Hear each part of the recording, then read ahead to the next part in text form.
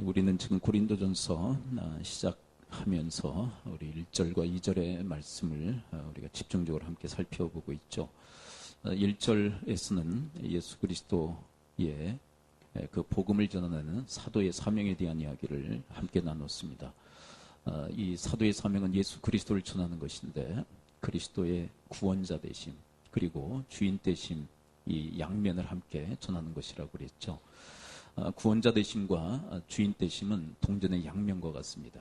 한 면이 사라지면 어떻게 보면 동전의 어떤 가치를 잃어버리는 것처럼 복음도 한 면을 잃어버리면 복음의 가치를 잃어버리게 되는 것이죠. 그래서 복음은 예수 그리스도의 구원자 그리고 주 되심 이 양쪽을 함께 전하는 것입니다. 그리고 그 사도의 사명은 바로 교회, 그리스도의 몸된 교회가 계승하고 또 전수 받았다라고 말씀드렸었죠. 그 다음에 2절에서는 교회가 도대체 무엇인가? 우리가 흔히 생각하는 어떤 건물이 아니라 바로 하나님의 백성들, 하나님의 성도들의 바로 집합체가 바로 교회다라는 그런 정의를 함께 들었었죠. 2절을 함께 읽어볼까요? 2절에 보면 교회에 대한 정의를 아주 잘 내려놓고 있습니다. 여러분들이 교회에 대해서 정의를 내려라 그러면 2절의 말씀을 암송하고 이것을 고백하면 딱 교회에 대한 정확한 정의를 내리는 것입니다. 2절을 함께 읽어볼까요? 시작. 고린도에 있는 하나님의 교회 곧 그리스도 예수 안에서 거룩하여지고 성도라 부르심을 받은 자들과 또 각처에서 우리의 주 곧 그들과 우리의 주 되신 예수 그리스도의 이름을 부르는 모든 자들에게. 하나님의 교회는 뭐냐면 예수 그리스도의 피로 죄에 씻음 받은 거룩한 성도들, 바로 이 성도들의 공동체가 바로 하나님의 교회이다. 그러므로 내가 예수 그리스도를 믿음으로 죄 씻음 받아 구원 받았다면 이 사람은 교회의 일원이 된 것이죠. 근데 좀 포괄적으로 얘기한다면 바로 그 한 사람도 교회다라고 이야기를 하고 있어요. 그 한 사람이 교회고 또 그 성도들이 모인 공동체가 또 교회다라고 그렇게 성경은 우리에게 가르쳐주고 계신 것이죠. 그리고 또 주 예수 그리스도를 주로 고백하는 그리고 그분의 통치와 다스림을 받는 그런 공동체가 바로 하나님의 교회이다라고 이야기를 합니다. 그런데 지금 우리 한국교회 같은 경우는 한 면이 강조되어지고 한쪽은 좀 취약한 부분이죠. 주 예수 그리스도의 피로 죄 씻음 받아 거룩해진 성도이긴 한데 주 예수 그리스도를 주로 정말로 인정하고 그분의 통치와 다스림을 받지 않는 성도들이 너무나도 많다는 거죠. 근데 그것은 거슬러 올라가서 사도의 사명을 어떻게 보면 반쪽으로만 감당했기 때문에 이런 결과들이 또 파생되어졌다라고 생각할 수 있어요. 자, 사도의 사명은 무엇과 뭐라고 그랬죠? 예수 그리스도의 무엇과 무엇을 전하는 거라고 그랬죠? 구원자 되심과 주인 되심에 대해서 전하는 거죠. 근데 이게 교회와 딱 이게 들어맞잖아요. 그렇죠? 구원자 되심과 거룩해져서 성도가 되는 것과 짝을 이루고요. 주되심을 전함으로 예수 그리스도를 주로 고백하게 하는 이게 두 개가 짝이 맞는데 하나만 어떻게 보면 강조되어지고 있고 한쪽은 좀 가리는 그런 형국이죠. 왜냐하면 싫어하기 때문에 사람들이 싫어해요. 주님의 주권에 대해서 인정해라. 그리고 그분의 통치와 다스림을 받아들여라. 이것을 왠지 싫어해요.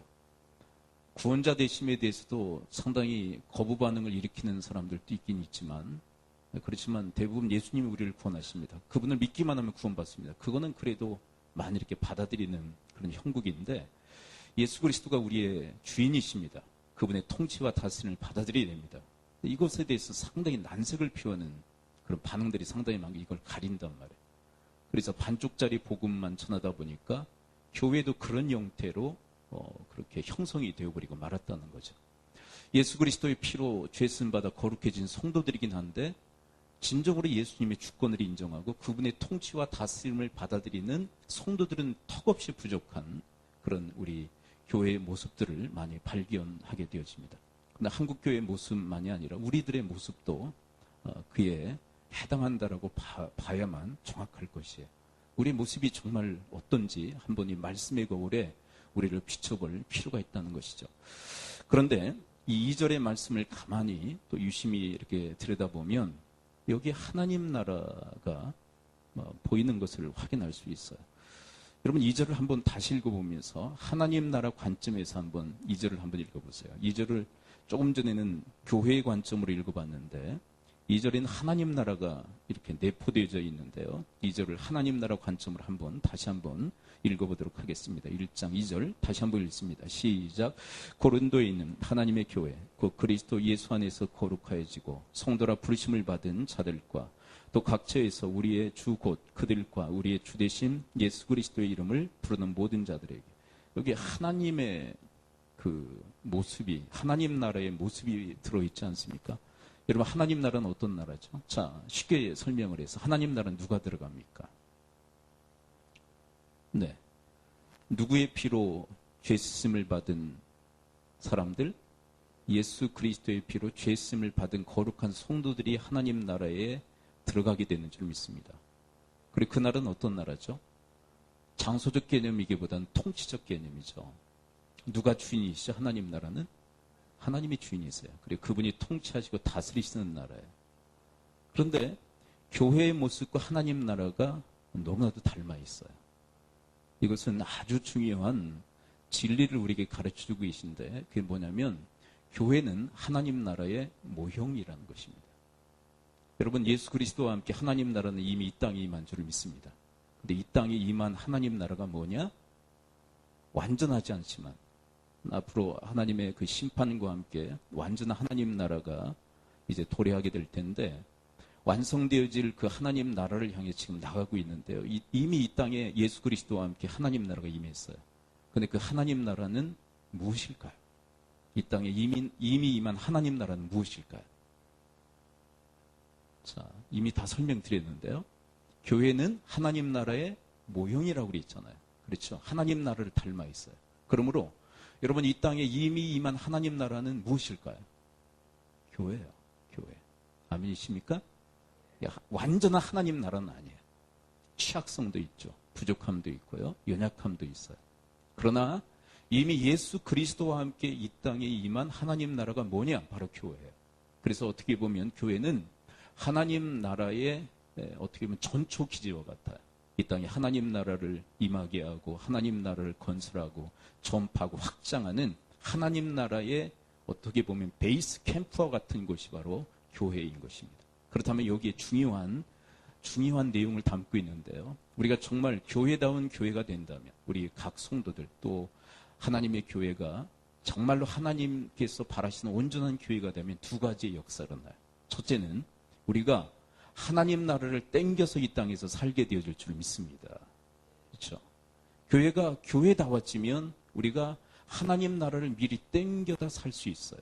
그러니까 또 하나, 교회가 교회다워지면 하나님의 모델하우스가 되거든요. 그래서 세상의 교회를 보면 뭘 볼 수 있을까요? 자, 여러분들이 도로를 이렇게 다니다 보면 모델하우스가 있죠. 근데 모델하우스를 보면 뭘 할 수 있습니까? 네, 모델하우스를 보면 본하우스를 알게 돼요. 네, 본집을 알게 돼요. 그런 것처럼 여러분 교회가 하나님의 모형으로서의 모델하우스의 역할을 제대로 하면 세상 사람들이 교회를 보면서 무엇을 보게 될까요? 하나님 나라를 보게 돼요. 그래서 하나님 나라가 세상에 전파되어진 역사가 일어나게 되어집니다. 그런데 고린도 교회의 문제가 뭐냐면 교회답지 못했어요. 예수 그리스도의 피로 죄쓰임 받아 거룩한 성도가 되었지만 주 예수 그리스도의 주권을 인정하지 않고 그분의 통치와 다스림을 바쳐놨습니다. 그리고 자기가 주인 때에서 자기가 주인 노릇하고 마음껏 인생을 살았던 그런 종류의 사람들이 바로 고린도 교회 성도들이었어요. 그러니까 교회답지 못하니까 어떻게 됩니까? 하나님 나라를 가려버리는 거예요. 하나님 나라의 모델하우스의 역할을 못한 거예요. 왜요? 세상 사람들과 방불할 정도로 살아가니까 고린도 교회를 바라보면서 하나님 나라가 보이지 않는 거예요. 근데 그런 치명적 결함이 있었던 교회가 바로 고린도 교회입니다. 그런데 제가 누누이 말씀드리죠. 고린도 교회와 흡사 닮아 있는 교회가 한국 교회예요. 한국 교회 또한 한국 교회를 바라보면서 하나님 나라를 보게 하느냐? 도리어 가리고 있잖아요. 하나님 나라를 가리고 있죠. 왜 그럴까요? 한국 교회가 세상과 너무나도 흡사 닮아 있어요. 세상과 방불할 정도 닮아 있어요. 왜 그럴까요? 예수 그리스도의 피로 죄쓰임 받아 거룩해지지 않았기 때문입니까? 성도가 되지 않았기 때문입니까? 그게 아니에요. 가장 중요한 이유가 뭡니까? 계속 지금 사도성 그리고 하나님의 교회를 강조하면서 한쪽이 지금 너무 취약하잖아요. 한쪽이 지금 무너져 내렸어요. 뭘까요? 하나님의 주권에 대한 문제가 지금 확고히 지금 세워지지 않았어요. 다 저마다 예수 그리스도의 피로 죄쓰임 받아 거룩한 성도가 되었지만 제각각 다 하나님 노릇하고 있어요. 다 제각각 자기가 주인 노릇하고 있어요. 자기 마음대로 살아요. 자기 뜻대로 살아요. 그러면서도 뭐가 잘못되어진지도 몰라요. 그리고 하나님의 주권 얘기하고 하나님의 통치와 다스림을 받아들여야 된다고 얘기하면 아주 질색해요. 그러면서 교회가 교회답지 못하고 세상과 너무 닮아 있고 그래서 하나님 나라를 보여주지 못하는, 그래서 하나님께서 맡겨진 이 사도의 이 사명 또한 제대로 감당하지 못하는 그런 심각한 그런 상태에 놓여 있는 것이 바로 고린도 교회요, 고린도 교회와 닮아 있는 한국 교회의 모습이라는 것이에요. 여러분, 이런 상황에서 하나님께서 정말 바라시는 게 뭘까요? 여전히 우리가 바라는 것처럼 그냥 잘 되고 또 잘 되고 복받고 또 복받고 거기에 하나님 관심이 있으실까요? 전 아니라고 생각해요. 여러분, 우리가 바라는 어떤 그런 것에 하나님의 바람이 계시지 않다고 생각해요. 여러분, 고린도 교회를 향해서 왜 이 기준에 대한 얘기를 할까요? 그래서 다른 게 아니라 고린도 교회가 회복되기를 원하셨기 때문에, 회복되기를 원하셨기 때문에. 여러분, 지금 우리 하늘시민교회 왜 이 말씀을 하나님께서 선포하실까요? 여러분, 사실 느헤미야서를 끝내면서 어떤 말씀을 전해야 될까? 네, 주님과 함께 기도하면서 하나님 어떤 말씀을 전해야 될까요? 그러다가 다시 고린도 전서로 다시 돌아왔어요. 여러분, 하나님은 우리가 원하는 말씀을 전하시는 것이 아니라 하나님께서 정말 우리에게 필요한 말씀을 전하시는 분이에요. 우리가 원하는 것 전하시는 것이 아니라 우리에게 필요한 말씀을 전하시는 것입니다. 이것은 중요한 이야기입니다. 여러분, 하나님은 우리가 원하는 것 안성맞춤으로 우리에게 맞춰서 전달하시는 분이 아니에요. 우리에게 정말 필요한 것을 전해주시는 분이에요. 여러분, 그러므로 내가 원하는 것 전달 안 된다고 마음 닫지 마시고 정말 나에게, 그리고 우리 교회에, 또 우리 한국교회에 정말 필요한 말씀을 전하신다는 그런 믿음을 가지고 주의 말씀을 간절히 받을 수 있게 되기를 축원을 드립니다. 그렇죠? 하나님께서 우리에게 필요하시기 때문에 이 말씀을 전해주시는 거예요. 하나님께서 우리가 부흥하기를 원하세요. 이건 수적인 성장을 의미하는 것이 아닙니다. 원래대로 우리가 회복되어지기를 원하시는 거예요. 하나님이 꿈꾸시고 디자인하셨던 그 바대로 우리가 회복되어지기를 주님께서는 바라시는 것입니다. 자, 그런데 저는 이 말씀을 전하면서 이 말씀을 받아들이는 사람이 있는가 하면 받아들이지 못하는 분들이 계세요. 그럼 받아들이시는 분들은 잘 하셔야 될 게 뭐냐면 그것이 하나님의 은혜로 되어진 줄 믿고 감사하실 수 있게 되기를 축원을 드립니다. 여러분들이 뭔가 받아들이지 못하는 분들보다 뛰어나서가 아니에요. 여러분들이 뭐 지각이 뛰어나고 지혜가 있고 남다른 능력이 있어서 이 하나님 말씀을 정말 믿어지네? 그래서 받아들여진다고 생각하지 마세요. 하나님의 은혜예요. 그렇다면 반대로 아직도 이 말씀이 잘 받아들이지 않는 분들은 아직 하나님의 은혜가 아직 임하지 않은 거예요. 네, 그렇게 여러분들이 이해하시면 돼요. 자, 그것에 대해서 우리가 일주일 동안 씨름을 했어요. 새벽에 우리가 그 말씀을 가지고 일주일 동안 씨름한 내용이 있는데요. 한번 2장에 한번 가볼까요?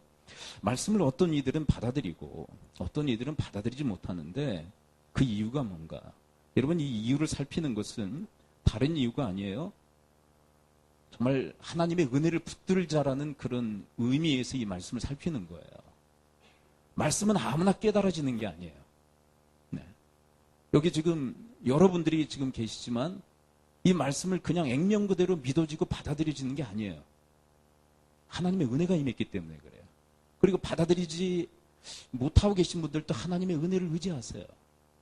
네. 그렇게 기도하세요. 네. 그러면 역사가 일어나요. 자, 12절.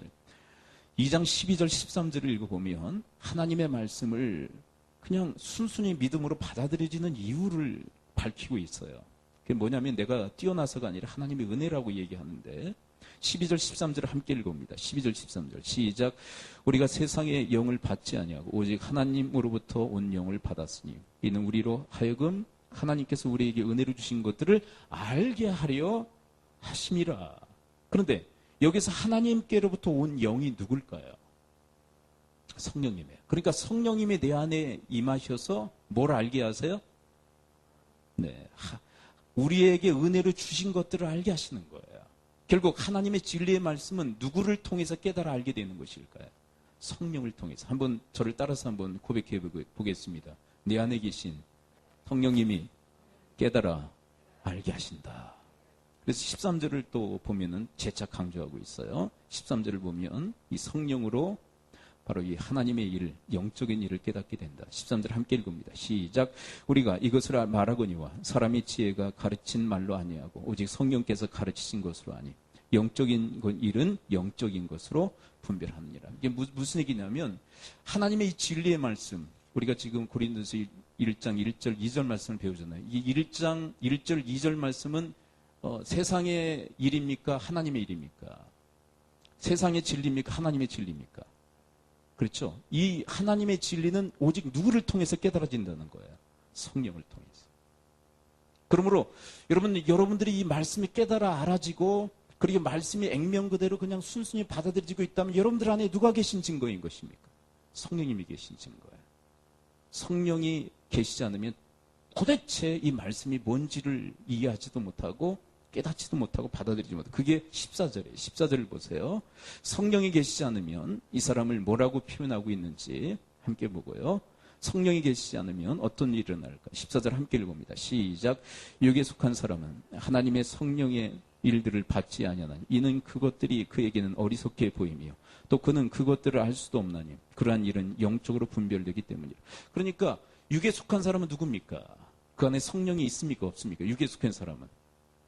이거는 이 우리의 바디, 우리의 몸을 의미하는 게 아니에요. 이 육이라는 것은 육에 속했다는 것은 성령이 없는 사람, 자연인을 의미하는 거예요. 근데 이 자연인은 하나님의 진리의 말씀을 도무지 깨달아 알 수가 없는 거예요. 그리고 도리어 어리석게 보이는 거예요. 예수 그리스도 믿어서 구원받는다고? 되게 어리석게 보이는 거예요. 그리고 주 예수 그리스도가 주라고, 하나님이 왕이시라고, 하나님이 내 인생의 주인이라고, 그게 도무지 어리석게 보이는 거예요. 내가 내 인생의 주인 돼서 내가 주도적으로 인생을 살아야지 왜 하나님의 주권을 인정하고 그분의 통치와 다스림을 어리석게 보이는 거예요. 왜요? 그 안에 누가 계시지 않기 때문에? 성령님이 계시지 않기 때문에. 그러므로 이것은 아주 실제적인 현실적인 그런 문제를 지금 다루고 있는 거예요. 제가 교회를 언제부터 다녔다라고 말씀을 드렸습니까? 중학교 3학년 때부터죠. 중학교 3학년 때부터인데 하나님의 진리의 말씀을 계속 들었어요. 기초적인 말씀들. 예수 그리스도가 구원자이시다. 예수 그리스도가 주인이시다. 그런데 믿어지지 않아요. 중학교 3학년 때 교회를 출입한 말씀을 듣는데 믿어지지 않는 거예요. 그런데 은혜가 뭐냐면 그래도 계속 다녔다는 게 은혜예요. 믿어지지 않는데 그냥 다녔어요. 근데 뭐가 제일 재밌었느냐면 하나님의 은혜인 것 같아요. 광고 시간이 그렇게 은혜가 되는 거예요, 저한테. 희한하죠? 하여간 희한하게 광고 시간이 은혜가 되는 거예요. 말씀은 도무지 받아들여지지 않는데. 예수 그리스도 믿음으로 구원받는데, 에이, 안 믿어지는 거예요.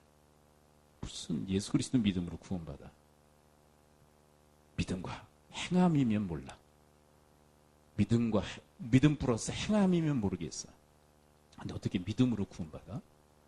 근데 그게 안 믿어지는 기간이 얼마 된 줄 아세요? 무려 1년이나 안 믿어지는 거예요. 1년이나. 놀래지도 않으셔.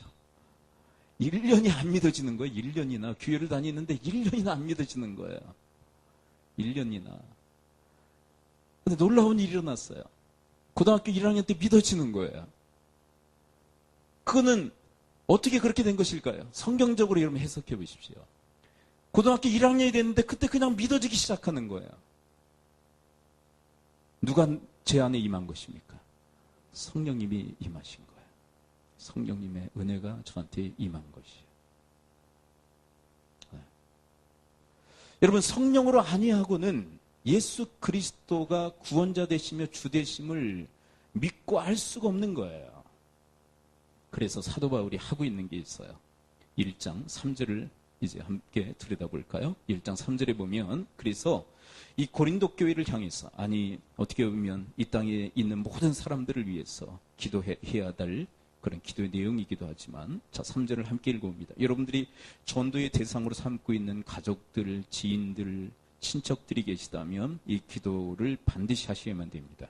자 3절, 은혜로 되어지기, 성령의 그 은혜로 되어지기 때문에, 그래서 사도 바울은 뭐 하고 있을까요? 3절을 함께 읽어봅니다. 시작. 하나님 우리 아버지와 주 예수 그리스도로부터 은혜와 평강이 있기를 원하노라. 이것은 축복문이지만 축복문은 정확히 기도의 하나의 일종이에요. 뭐 하고 있는 것입니까? 축복 기도해주고 있는 거예요. 이 고린도 교회의 성도들에게 하나님의 은혜가 임하도록. 여러분들이 정말 그 전도의 대상, 이 사람의 구원받기로 나고 하나님 나라의 백성이 되기를 원하는 사람이 있다면, 여러분 그분을 위해서 무엇보다도 여러분 하나님을 의지하며 하나님의 은혜를 의지하며 그분을 위해서 기도하실 수 있게 되기를 축원을 드립니다. 왜냐하면 하나님의 은혜가 임해야만 그들이 깨달아 알 수 있는 것이에요. 여러분, 인간의 지혜와 인간의 방법과 인간의 어떤 수고와 노력으로도 깨달아지지 않아요, 이 말씀은. 그렇다면 인간의 수고와 노력이 불필요하다, 그 얘기가 아니에요. 여러분, 수고하십시오, 노력하십시오. 그런데 뭐가 앞장서야 됩니까? 뭐가 앞서야 됩니까? 하나님의 은혜를 의지하고 하나님의 은혜가 임하기를 기도해야 할 줄 믿습니다. 이 기도 없이 여러분들이 아무런 수단과 방편을 아무리 동원해도, 어떤 인간적 수단과 방편을 동원해도 그 사람은 예수 그리스도를 믿지 않을 것입니다.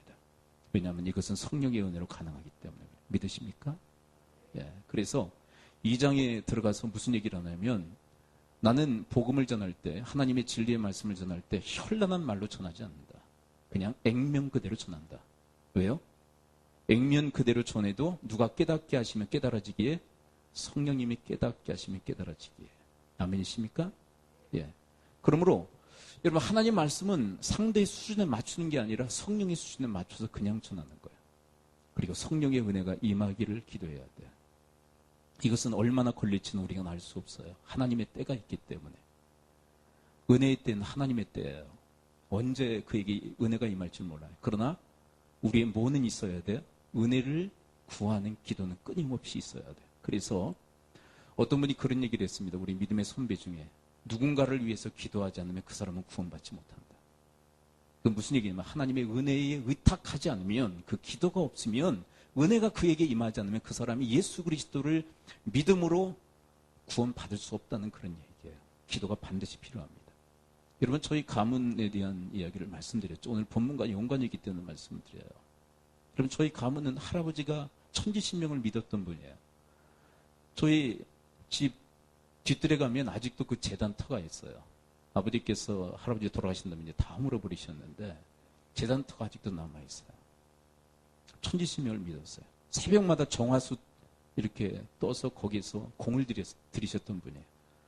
명절 때만 되면요, 이 색동옷을 입고, 이제 무당들이 입는 옷 그런 거 있죠. 색동옷을 입고 소머리를 제단에 올려놓고 그렇게 제사를 지냈던 아주 그런 집안이었어요.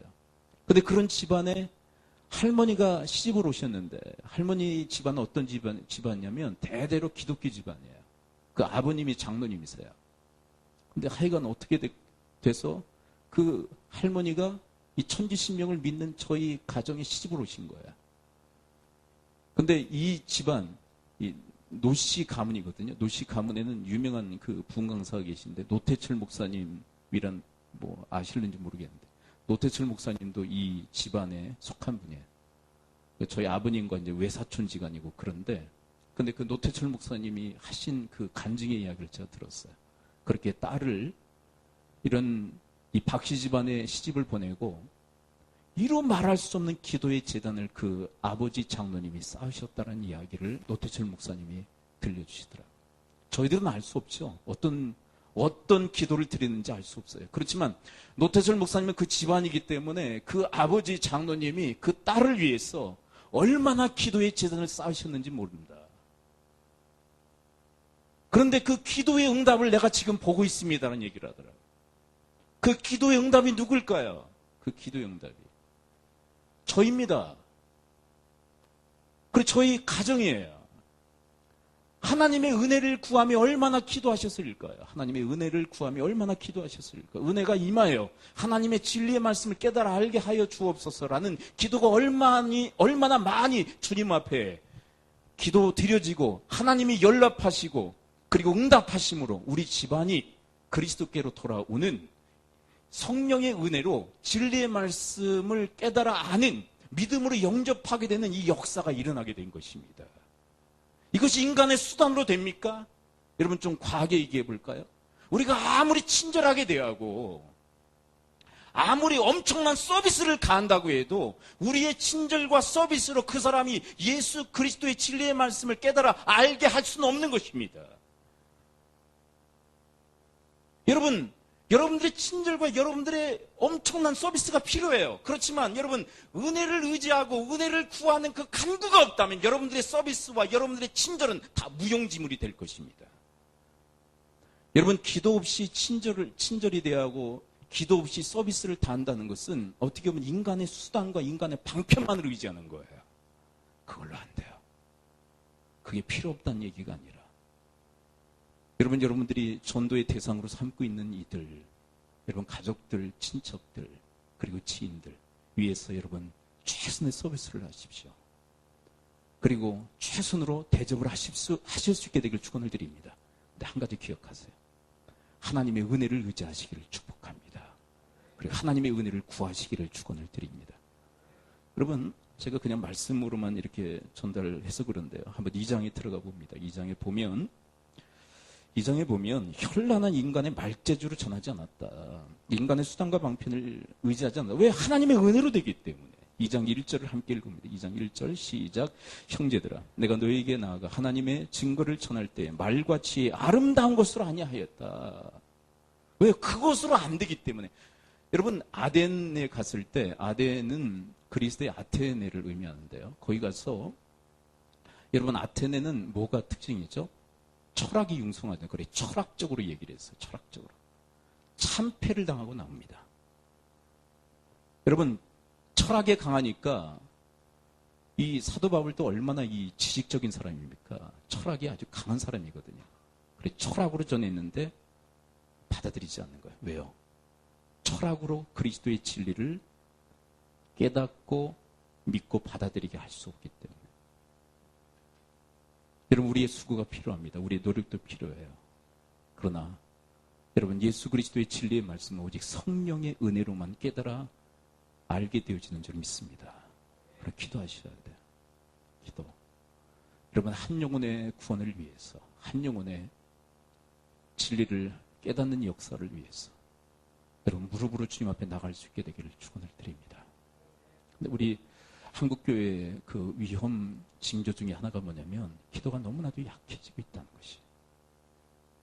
우리 기도원 사역을 하시는 목사님들이 몇 분 계신데요. 예전 같지가 않다는 거예요.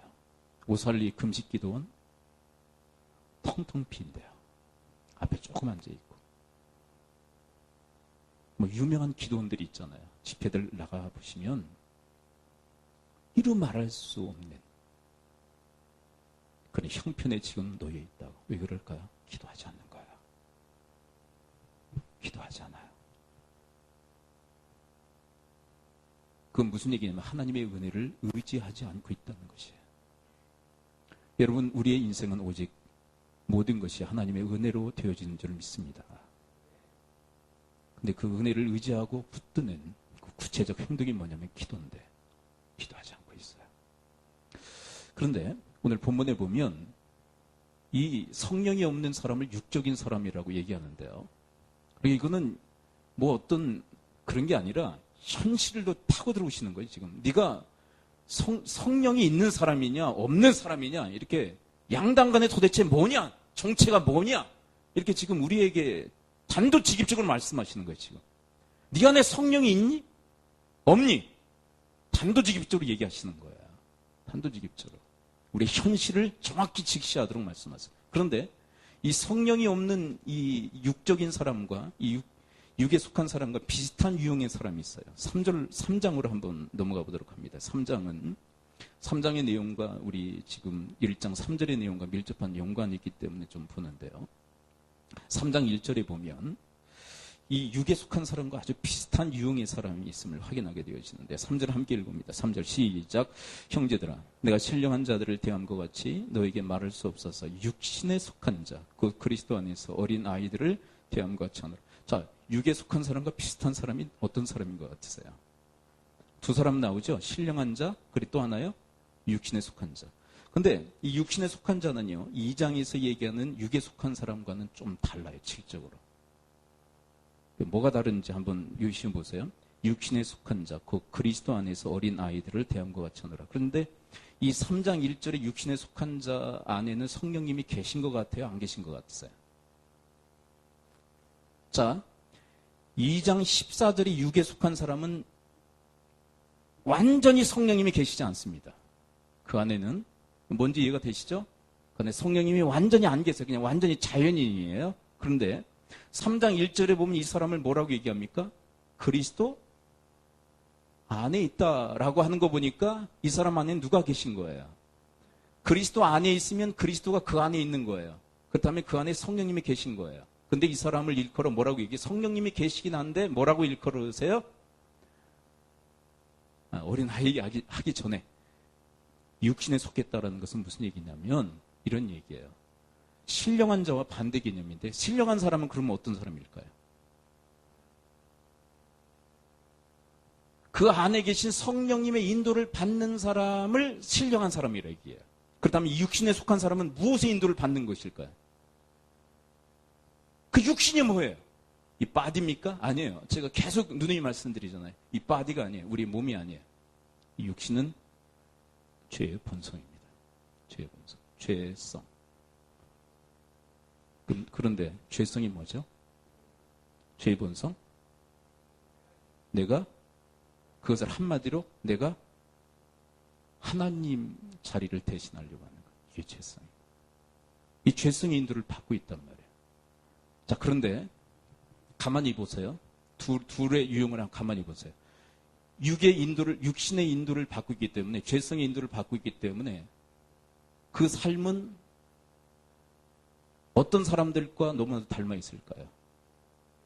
바로 2장 14절에 육에 속한 사람과 너무 닮아 있어요. 세상 사람과 너무 닮아 있는 거예요. 왜요? 이 2장 14절에 성령이 없는 이 육에 속한 이 자연인들이 사는 그 방식이 뭐예요? 다 자기가 주인 노릇하며 자기가 자기 마음대로 인생을 사는데 바로 이 3장 1절에 육신에 속한 사람도 이 죄성의 인도를 받고 있기 때문에 방불할 정도로 똑같다는 거예요. 너무 똑같다는 거예요, 세상 사람들하고. 그래서 비슷하게 표현하고 있는 거예요. 그렇다면 이 사람의 삶의 유형을 볼까? 2절을 읽어봅니다. 이 육신에 속한 사람, 성령의 인도를 받지 않고 이 죄성의 인도를 받고 있는 사람의 삶의 모습을 함께 들여다봅니다. 2절 함께 읽어볼까요? 2절 함께 읽습니다. 시작. 내가 너희를 젖으로 먹이고 밥으로 안니하노니 이는 너희가 감당하지 못하였음이거니와 지금도 못하리라. 여기서 밥, 젖은 무슨 얘기냐면 말씀을 의미합니다. 여러분, 어린아이들, 갓난아이들은 뭐 먹어야 됩니까? 젖 먹어야 됩니까? 밥 먹어야 됩니까? 젖 먹어야 되죠. 근데 커도 젖 먹이면 어떻게 될까요? 안 되죠. 자라면서 이유식도 시키고 조금 지나면 이제 밥을 먹여야 돼. 그래야 성장할 수 있어. 성숙하고. 근데 이게 무슨 얘기냐면 말씀을 도무지 받아들이지 못한다는 거예요. 그냥 부드러운 말씀. 그냥 잘 될 겁니다. 그리고 뭐 이제 자기 개발 같은 얘기. 우리의 몸을 건강하게 단련해야 됩니다. 그래서 건강을 유지해야 됩니다. 우리의 어떤 지성을 위해서 독서를 많이 하셔야 됩니다. 근데 이거는 성령이 계시건 안 계시건 어때요? 다 받아들일 수 있습니까? 없습니까? 다 받아들일 수 있잖아요. 성령이 계시건 안 계시건 자기 개발에 대한 이야기들은 다 받아들일 수 있는 거예요. 근데 하나님 말씀은 달라요. 하나님 말씀. 하나님 말씀은 부드러운 말씀만 전달하시는 것이 아니라 아주 막 묵직한 방망이와 같고 칼과 같은 주의 말씀이 우리에게 선포되어지는 때가 있어요. 근데 이 육에 속한 사람은 이 말씀을 도무지 못 받아들입니다. 제가 최근에 제 페이스북에 우리 성결대 그 동문 하나가 이제 사모님으로 계신 분인데 글을 하나 올리셨더라고요. 글을 올리셨는데 한번 들어보세요. 이 글을 쓰신 분은 주빛교회 김태우 목사님인데 여기에서 얘기하는 이 사람들은 바로 여기에서 말하는 육신에 속한 자들을 의미합니다. 한번 잘 들어보세요. 다른 사람의 이야기가 아니라 교회를 개척할 당시의 나의 모습이다. 오랫동안 부교육자의 모습으로 살아오다 교회를 개척할 기회가 다가온 것이다. 얼마나 가슴이 뛰고 흥분해 있었는지 모른다. 교회만 세워지면 모든 것을 다 할 수 있을 것 같은 생각이 들었다. 우여곡절이 많았지만 교회는 세워졌다. 그런데 현실은 내가 생각하는 것과는 달랐다. 사람들을 가르치는 일을 목사가 해야 한다고 생각했는데 사람들은 배우려고 하지 않았다. 자기가 가지고 있는 생각과 가치관대로 판단하며 결정했다. 성경도 하나님의 말씀도 그들에겐 통하지 않았다. 그들이 원하는 설교를 해야 하고 그들이 원하는 말씀을 가르쳐야 했다. 그리고 계속적으로 그것을 요구했었다. 하지만 난 그들의 요구를 들어주지 않았다. 복음에 대한 분명한 주관을 가지고 있는 사람이라 다른 것은 몰라도 말씀에 대해서는 그들과 타협할 생각이 추호도 없었다. 그러던 중 성도들에게 이상한 습관이 있다는 것을 알았다. 예배가 끝나고 난 후에는 그들끼리 모여 이렇게 말한다. 목사님의 말씀은 맞지만 현실적으로 어떻게 그럴 수 있어? 설교는 하나님의 말씀의 선포라고 난 생각하고 있다. 그것은 설교자 자신에게도 적용된다는 것도 피할 길이 없다. 하지만 성도들은 하나님의 말씀을 받아들이려고 하질 않는다. 왜냐하면 그 말씀을 받아들이게 되면 자신들 마음대로 할 수 없기 때문이다. 그래서 교회에서 제일 걸림돌이 되는 것은 아이러니하게도 말씀이다. 말씀을 멋있게 요리하고 다듬어서 왜곡시키지 않는다면 교회를 지탱할 수 없다는 것을 배웠다. 그래서 매주 설교하는 것이 부담이 되거나 눈치가 보이는 것은 인간적인 목회자의 모습이다. 하지만 스스로 굽히지 않았다. 그리고 부정적인 의견이 들릴 때 정리하고자 하였다. 여러분, 하나님 말씀을 왜 이렇게 도무지 못 받아들이는 것일까요? 왜 이런 얘기를 하는 거예요? 목사님 말씀 맞지만 현실적으로 어떻게 그럴 수 있어? 라고 하는 이야기를 왜 이렇게 되뇌이는 것일까요? 육신에 속해 있기 때문에 그래요. 여러분, 성령의 인도를 받으면요, 성령님이 가장 기뻐하시고 즐거워하시는 게 뭐냐면 말씀이에요. 성령의 인도를 받으면 말씀을 받을 때 부드러운 말씀이건 찔근 말씀이건 책망하는 말씀이건 방망이같이 우리를 두드리는 말씀이건 기쁨으로 받아들여져요. 어떤 말씀이에요? 그 다음 3절을 볼까요? 3절에 보면 또 이 육신의 인도를 받으면 육신에 속한 자가 되면 어떤 일이 일어날까? 3절을 읽어봅니다. 3장 3절 시작. 너희는 아직도 육신에 속한 자로다. 너희 가운데 시기와 분쟁이 있으니 어찌 육신에 속하여 사람을 따라 행함이 아니리요. 이 죄성의 인도를 받기 때문에 뭐가 있어요? 시기와 분쟁이 끊이지 않아요. 여러분, 좀 더 리얼한 그 내용을 갈라디아서 5장에서 얘기를 하는데 한번 들어보세요. 갈라디아서 5장 19절부터 21절을 들어보십시오. 육체의 일은 분명하니 곧 음행과 더러운 것과 허색과 우상숭배와 주술과 원수 맺는 것과 분쟁과 시기와 분냉과 당짓는 것과 분열함과 이단과 투기와 술취함과 방탕함과 또 그와 같은 것들이라. 전에 너에게 경계한 것 같이 경계하노니 이런 일을 하는 자들은 하나님의 나라를 유혹으로 받지 못할 것이다. 여러분, 육신의 인도, 육신에 속하여서 죄성의 인도를 받는 자들에게 끊임없는 죄들이 만들어져요. 왜요? 죄성의 인도를 받고 있기 때문에, 죄의 인도를 받고 있기 때문에 끊임없는 죄들을 저지르게 된다는 거예요. 그러니 하나님의 나라가 보이지 않나요? 완전히 깜깜이가 돼버리는 거예요. 이들에 의해서, 고린도 교회를 통하여서. 여러분, 한국 교회의 모습도 너무나도 다르지 않다는 거 우리는 너무 잘 알잖아요. 한국 교회를 비판하는 소리들 너무나도 쟁쟁하지 않습니까? 최근에는 여러 가지 이제 비판의 영화들도 제작이 되는데, 그런 한국 교회의 현실을 보면서 하나님이 정말로 우리 한국 교회의 아들, 딸들에게 원하시는 게 뭘까? 우리가 원하는 거 그거 그래 너희들 원하는 거 그냥 챙겨주는데 내가 주력할게, 그러실까요? 전 그렇지 않다고 생각해요. 이 무너진 한국 교회가 다시 회복되어지기를 원하시지 않을까요? 저는 하나님의 교회가 욕먹고 손가락질을 당하고 하는 게 너무 속상해요.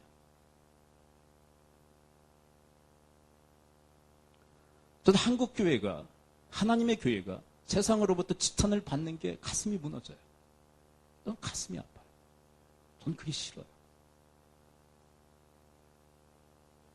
그래서 하나님의 교회가 하나님의 교회로 회복되기를 저는 원합니다. 여러분과 제가 그 마음에 하나가 될 수 있기를 축복합니다. 전 다른 게 관심이 없어요. 실은 죄송하지만, 너무나도 죄송하지만 여러분들이 원하는 것에 사실은 제가 그렇게 관심이 없어요. 여러분들이 원하는 것에. 너무 죄송하지만 여러분들이 원하는 것에 저는 그다지 관심이 없어요. 백인 백색이죠, 원하는 게. 저는 오직 관심이 있다면 하나님의 마음이에요. 하나님의 마음. 하나님의 소원이에요. 하나님의 소원.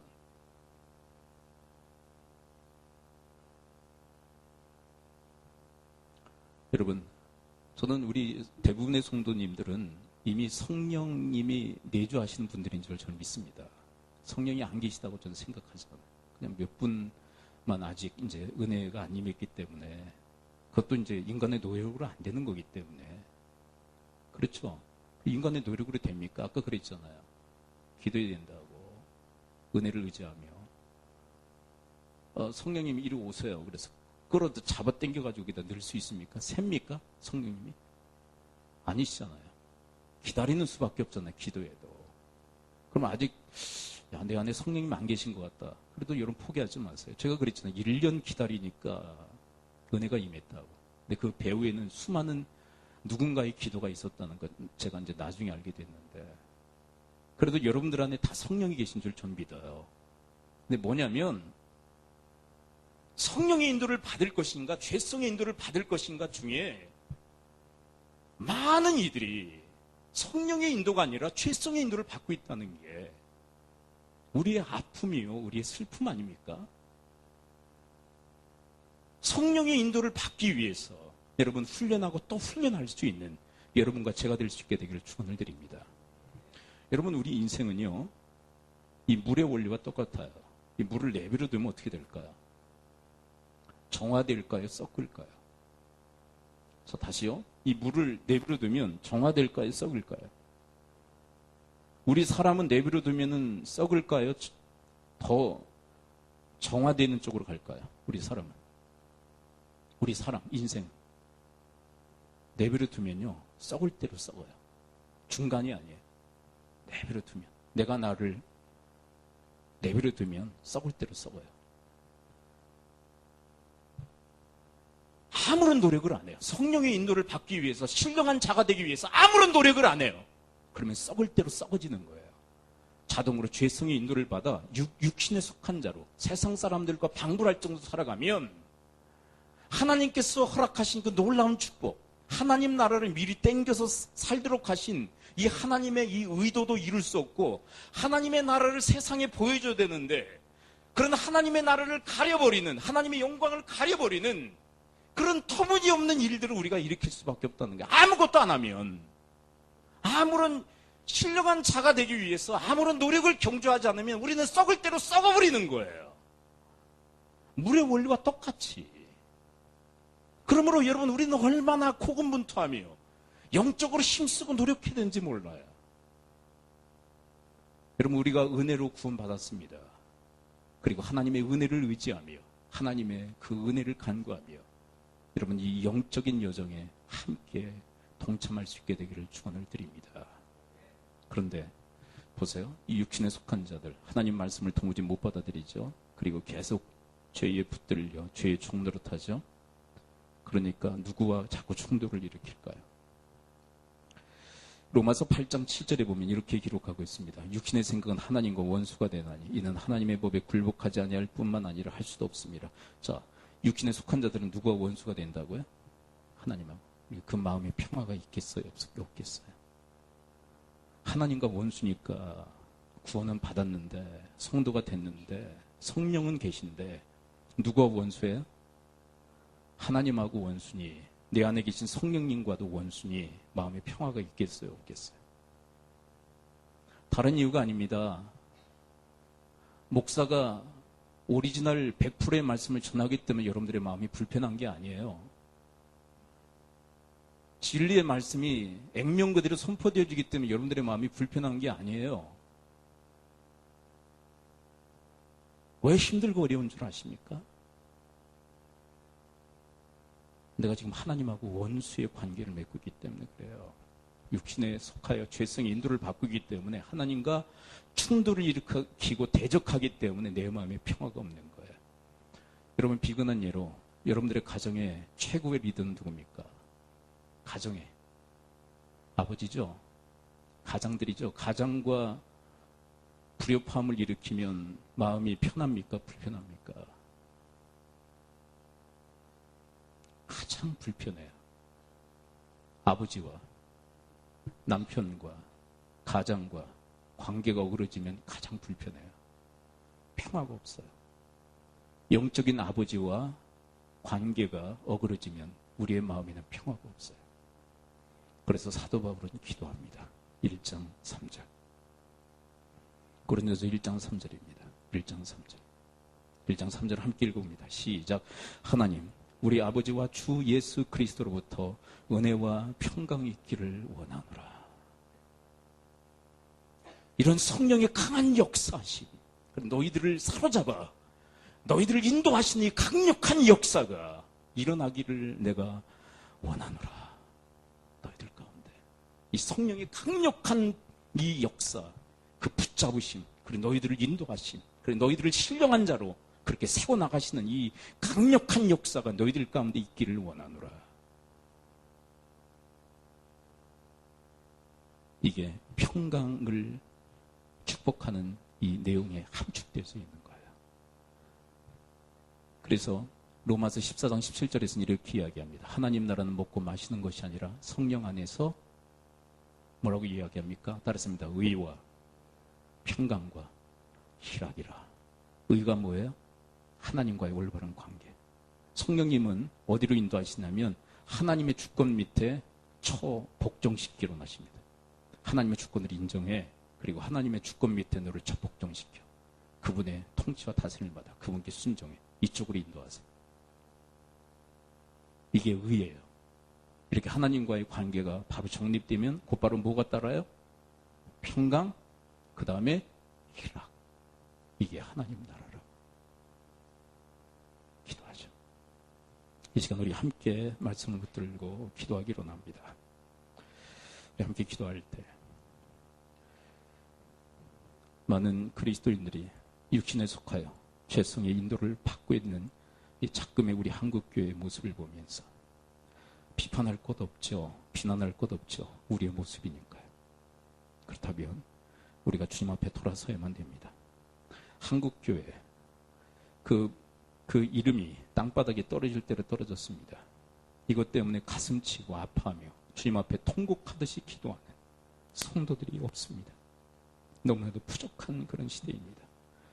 땅바닥에 떨어질 대로 떨어진 이 한국교회를 향하여 신랄한 비판과 비난을 가하는 사람들은 많습니다. 세상 사람들은 물론이지만 믿는 이들 가운데서도 이 한국교회에 대해서 비난하고 비판하고 그리고 이루 말할 수 없는 그런 말들을 쏟아내는 이 작금의 이 현장 속에서 하나님이 바라시는 게 무엇일까요? 정말 가슴치며 통곡하며 슬퍼하며 애통해하기를 주께서 원하시지 않을까요? 그리고 하나님의 손을 품고 하나님이 한국교회의 회복과 한국교회의 붕을 위해서 간절히 주님 앞에 기도하는 자를 하나님이 원하시지 않으실까요? 사도 바울처럼 주 예수 그리스도와 하나님 아버지로부터 은혜와 평강이 있기를 그렇게 간구하는 성도들을 요청하고 계시지 않을까요? 내가 원하는 것보다 하나님의 필요를 위해서 기도하는 자를 하나님이 지금 이 시대에 찾고 계시지 않으실까요?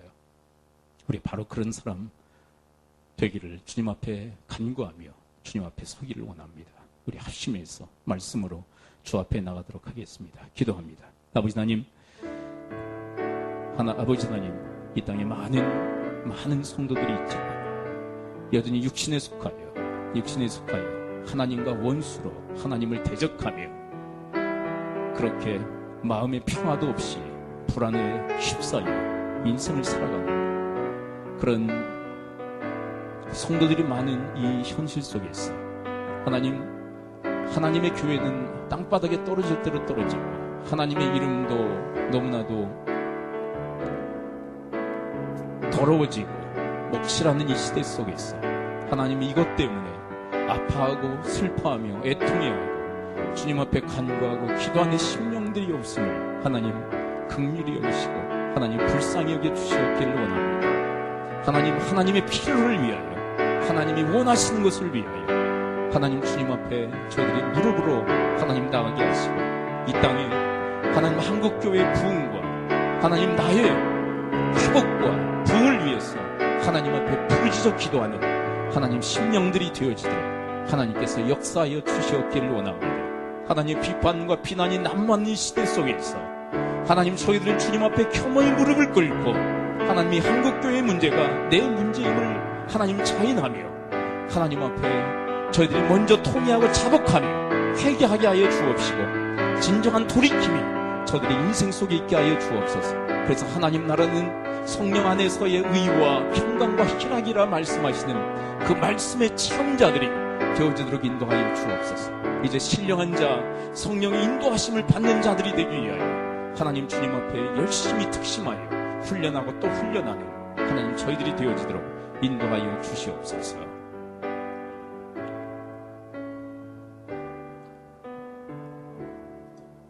오소서 진리의 성령이 이 땅 흔들며 임하소서.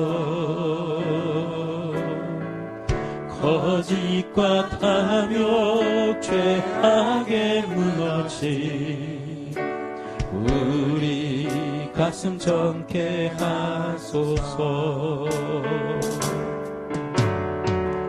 오소서 은혜의 성령이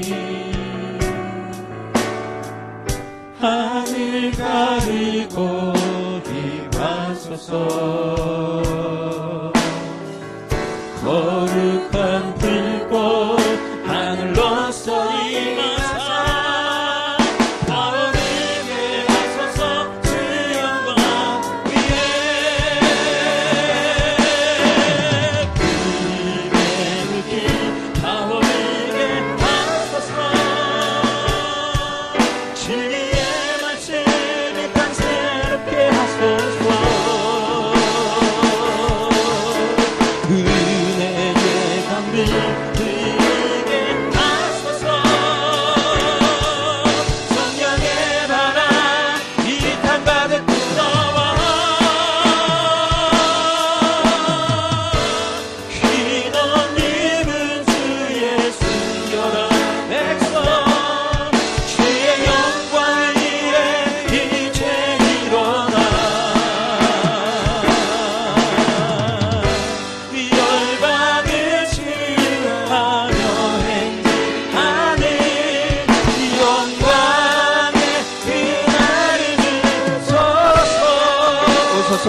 진리의 성령이 오소서. 진리의 성령이 이 땅 흔들며 임하소서. 거짓과 탐욕 죄악에 무너진 우리 가슴 젊게 하소서. 오소서 은혜의 성령님, 오소서 은혜의 성령님, 하늘 가르고 임하소서. 거룩한 불과 하늘로서 임하사 하늘에 하소서. 다시 한번 오소서 진리의 성령님, 오소서. 오소서 진리의 성령님, 이 땅 흔들며 임하소서. 거짓과 타며 죄악에 무너진 우리 가슴 정케하소서. 오소서 은혜의 성령님, 오소서 은혜의 성령님, 하늘 가리고 임하소서. 거룩한 불꽃 하늘로서 임하사 타오르게 하소서. 그 영광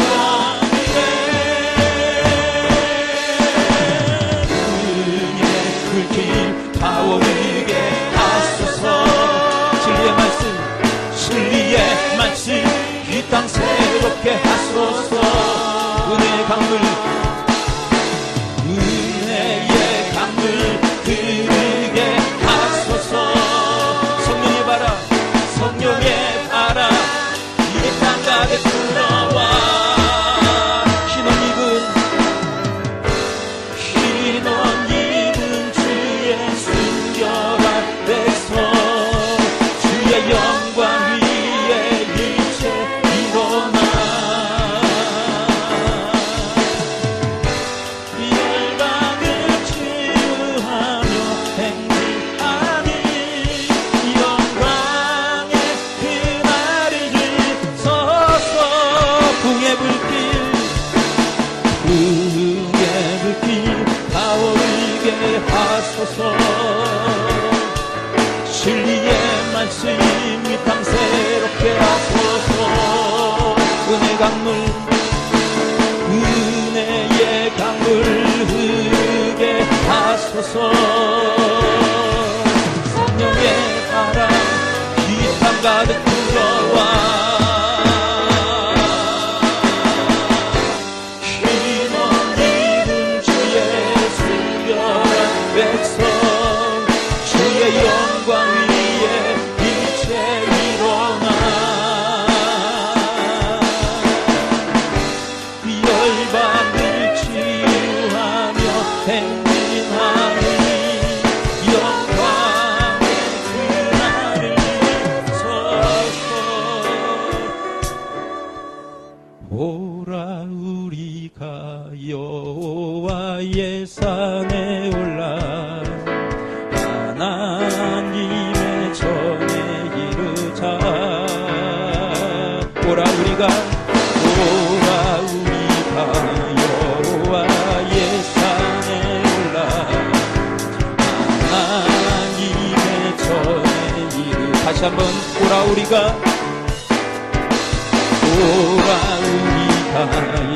여호와의 산에 올라 하나님의 전에 이르자. 오라 우리가 여호와의 산에 올라 하나님의 전에 이르자. 주님의 도를 배우고 주님의 도를 배우고 주님의 길로 행하니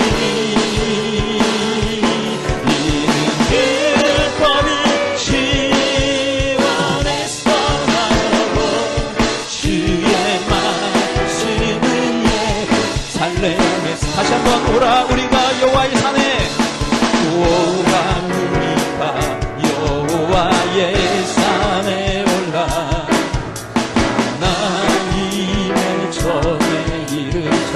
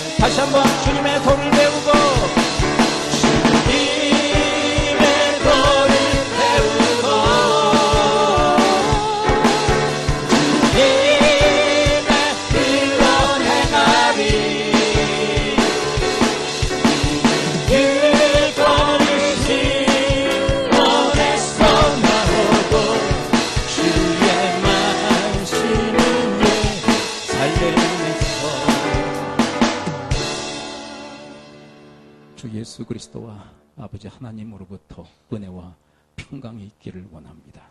예수님 이름으로 기도합니다.